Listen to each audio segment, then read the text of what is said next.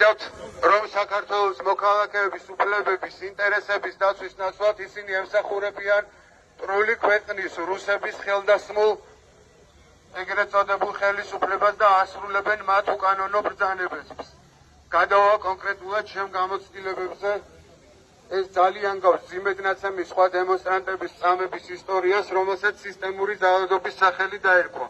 1 დეკემბრის ღამეს რუსთაველზე აბსოლუტურად მშვიდობიანი ფორმით ყოფს თავს დამესხა და გამიტაცა 10-მდე მილიციელმა. სანამ საწამებლად გამზადებულ სპეციალურ მიკროავტობუსში ძილს დამაგდებდნენ, გამატარეს ეგრეთ წოდებული სადამსჯერო კორიდორი, სადაც ათობით მძიმე დახჭურულმა მილიციელმა მირწყა და მომაყენა სიტყვიერი შეურაცხყოფა.